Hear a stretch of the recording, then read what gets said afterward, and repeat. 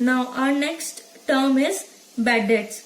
Irrecoverable amount owed, यानी हमने अगर किसी पे कोई अमाउंट ओ किया, जैसे डेटर से हम कुछ अमाउंट ओ करते हैं पर वो हम उसे रिकवर नहीं कर पाते, वो हमें पेमेंट नहीं करता है इन द स्पेसिफाइड पीरियड, जितना भी हमने उसे पीरियड दिया था उस पीरियड में, तो वो क्या हो जाता है, वो एक इररिकवरेबल अमाउंट हो जाता है। वो हम देख ले तो ये एक तरीके का लॉस है और हम इसे प्रॉफिट एंड लॉस अकाउंट में डेबिट साइड में लिखते हैं, क्योंकि ये एक तरीका लॉस हो गया, यानी ये हमारे एक्सपेंस की शीट में आ जाएगा। अब next is balance sheet. Balance sheet क्या होती है? बैलेंस शीट एक टी फॉर्मेट का अकाउंट होता है, उसमें एक साइड असेट्स होती है, एक साइड लायबिलिटीज होती है, और ये हमें क्या बताता है, ये हमें एक फाइनेंशियल पोजीशन बताता है कंपनी की। बैलेंस शीट हमें आगे और अच्छे से पढ़ने को मिलेगी और सारे हेड्स भी उसके जानने को मिलेंगे। नाउ बुक वैल्यू, तो जो भी हमारा अमाउंट फाइनेंशियल स्टेटमेंट्स या बुक्स ऑफ अकाउंट्स में किसी भी चीज का लिखा होता है, चाहे वो कोई भी असेट हो या जो भी हो, या कुछ कोई भी चीज का जो अमाउंट हमारे फाइनेंशियल स्टेटमेंट्स में या बुक्स ऑफ अकाउंट्स में रिकॉर्डेड होता है, वो उसकी क्या हो जाती है, बुक वैल्यू, क्योंकि वो हमारे बुक्स ऑफ अकाउंट्स में रिकॉर्डेड है। Next is cost of goods sold. ये बहुत इंपॉर्टेंट है। जो भी डायरेक्ट कॉस्ट, हम इतनी देर से बात कर रहे थे कि जब प्रॉफिट निकालते हैं, जब ऑपरेटिंग प्रॉफिट होता है, तो उसके अंदर में से जब रेवेन्यू में से डायरेक्ट कॉस्ट डिडक्ट करते हैं तो हमारा ग्रॉस प्रॉफिट आ जाता है। ठीक है, तो अब डायरेक्ट कॉस्ट क्या होती है? जो भी रॉ मटेरियल, मैन्युफैक्चरिंग कॉस्ट, ये सब चीजें जो हमारे डायरेक्टली लगी है किस पे, स्टॉक पे, उसको मैन्युफैक्चरिंग करने पे, वो हमें क्या कहते हैं, उसे हम क्या कहते हैं, डायरेक्ट कॉस्ट। लेकिन डायरेक्ट कॉस्ट के साथ साथ हमें एक चीज का और ध्यान रखना होता है। इसका एक सिंपल सा फॉर्मूला है, जैसे रॉ मटेरियल जो लगा है, जो लेबर लगी है, जो मैन्युफैक्चरिंग कॉस्ट लगी, अदर कोई डायरेक्ट कॉस्ट लगी जैसे पावर, फ्यूल, ऐसा कुछ, उन सबको ऐड करेंगे, प्लस इसमें जो हमारा ओपनिंग स्टॉक है, जो ईयर के स्टार्टिंग में जो हमारे पास स्टॉक था, उसको ऐड करेंगे, एंड जो हमारा क्लोजिंग स्टॉक है, यानी ईयर के एंड में जो स्टॉक है, उसको हम डिडक्ट करेंगे, तो हमारी क्या आ जाती है, cost of goods sold. Okay, next is जो अब हमारा टॉपिक है वो है डेबिट एंड क्रेडिट। अब हम अभी तक सुनते आए ये डेबिट साइड होती है, क्रेडिट साइड होती है, डुअल एस्पेक्ट से हमारा अकाउंटेंसी वर्क करता है, तो वो हम कैसे समझेंगे? एक सिंपल सी बात है, जब हम लेजर में क्लासिफाइंग वाली स्टेप पे होते हैं, जब हम लेजर के अंदर उसको क्लासिफाई कर रहे होते हैं, लेजर के अंदर जब हम उनको रिकॉर्ड कर रहे होते हैं, ये कुछ ऐसे अकाउंट हेड्स जो टी फॉर्मेट में होते हैं, इस टाइप के फॉर्मेट को हम कहते हैं टी फॉर्मेट। जो टी फॉर्मेट में होते हैं, हम इनमें उनको रिकॉर्ड करते हैं। जो क्रेडिट साइड होती है वो होती है राइट साइड, यानी ये वाली। जो डेबिट साइड होती है वो होती है लेफ्ट साइड, यानी ये वाली। तो जब भी कोई अकाउंट को हमें डेबिट करना होगा, यानी ये वाली साइड के अंदर एंट्री होगी, यहाँ पे हम उसकी एंट्री लिखेंगे, या जब भी कोई अकाउंट को हमें क्रेडिट करना होगा तो इस साइड वहां पे उसकी एंट्री होगी।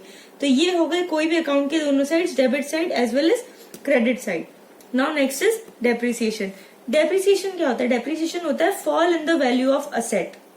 ओके, अब उसके रीजन क्या क्या हो सकते हैं, वो जो उसकी वैल्यू है उसमें फॉल क्यों आता है, उसके रीजन है उसका यूसेज, जो यूज करते हैं। अब हम कोई भी चीज को अगर यूज करेंगे तो धीरे धीरे उसकी वैल्यू कम होती जाएगी।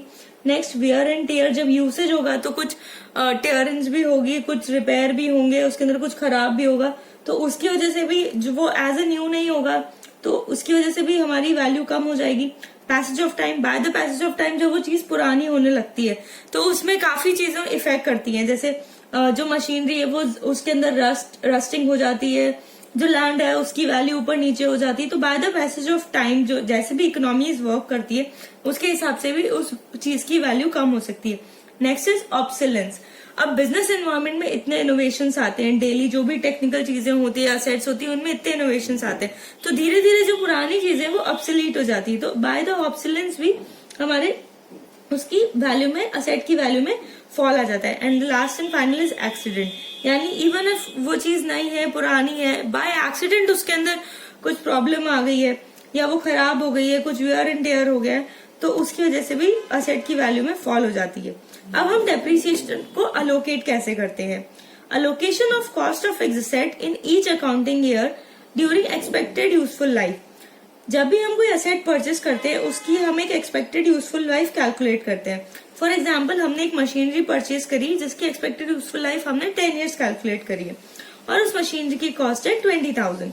अब 20,000 को हम 10 ईयर्स में डिवाइड कर देंगे, right. Allocation of the cost of fixed asset in each accounting year of expected useful life, ठीक है। अब एक्सपेक्टेड यूजफुल लाइफ कितनी है, वो है 10 ईयर्स, और कॉस्ट कितनी आई है 20,000, तो उसे हम डिवाइड करेंगे तो पर ईयर 2,000 का डेप्रिसिएशन होगा। तो ये जो सिंपल मेथड होता है इसे हम कहते हैं straight line method of depreciation. Another one is written down value of method, okay. तो रिटन डाउन वैल्यू मेथड के अंदर कैसे होता है, as in the same example, जैसे 20,000 की हमारे पास मशीनरी है और हमने कैलकुलेट किया है कि उस पर 10% डेप्रिसिएशन ईच ईयर लगना चाहिए, राइट। तो फर्स्ट ईयर में डेप्रिसिएशन कितना होगा, 20,000 का 10% दैट इज 2,000, तो 2,000 हमें उस ईयर डेप्रिशिएट करेंगे, तो रिमेनिंग वैल्यू कितनी बच गई एसेट की 18,000। देन नेक्स्ट ईयर हम जो 10% डेप्रिसिएशन लगाएंगे वो पूरे 20,000 पे नहीं लगेगा, वो लगेगा जो रिमेनिंग वैल्यू है दैट इज 18,000, तो नेक्स्ट ईयर जो डेप्रिसिएशन वो होगा 1800। तो इस हिसाब से हम रिटन डाउन वैल्यू मेथड में डेप्रिसिएशन लगाते हैं। So after completing the topic of depreciation, now the next is insolvent, a person entity who can not पे इट्स डेट्स। सबकी कुछ ना कुछ या एंटिटी की कुछ ना कुछ डेट्स होते हैं, कोई भी अगर सोल प्रोप्राइटरशिप भी है तो उसमें भी डेट्स होंगे, राइट। पर ऐसी पर्सन या एंटिटी जो अपने डेट्स पे नहीं कर रहे हैं, हु कैन नॉट पे, वो कर नहीं सकते, वो क्या हो जाते हैं इंसॉल्वेंट।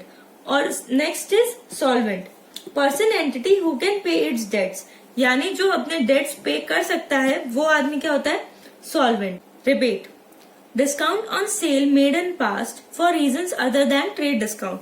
हमने पढ़ा था, हम डिस्काउंट वाले सेक्शन में हमने पढ़ा था कि ट्रेड डिस्काउंट क्यों दिया जाता है, जनरली जब बल्क ऑर्डर्स होते हैं तब at the time of sale ही जो सेलर होता है वो एक डिस्काउंट अलाउ कर देता है, राइट। पर जो रिबेट होती है वो पास्ट सेल के लिए होती है, यानी जब सेल हो चुकी है पास्ट में, पहले सेल हो चुकी है उसके बाद वो डिस्काउंट दे रहा है, वो उसके बाद जो है वो उसकी प्राइस घटा रहा है, उसकी रिडक्शन ऑफ प्राइस हो रही है।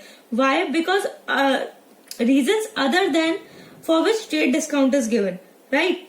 सो अदर रीजंस क्या हो सकते हैं, फॉर एग्जाम्पल लाइक अगर पुअर क्वालिटी ऑफ गुड्स है तो वो, जैसे हमने सेलर से ये पेंसिल परचेज करी, राइट। अब हमने एक्सपेक्ट किया था कि इस पेंसिल की कुछ सर्टेन क्वालिटी होगी, ये इतनी डार्क होगी या इतनी जो भी है, लेकिन ये पेंसिल उस क्वालिटी स्टैंडर्ड्स को मैच नहीं करती है। तो जो बल्क परचेजर होगा या नॉर्मल जो भी परचेजर होगा वो वापस कंप्लेन करेगा सेलर को कि what kind of goods are these are not appropriate about the quality, right, these are having the poor quality goods. तो वो उसके लिए आपको कुछ रिबेट ऑफर कर सकता है कि ठीक है हमने आपको लो क्वालिटी गुड्स सेल किए हैं तो you can have this much discount on the selling price. तो ये जो डिस्काउंट है ये आपको बाद में मिलता है, right. With this last term we have completed our class about some basic accounting terms. There are still many more terms to discuss which will come one by one and we will discuss in the respective chapters.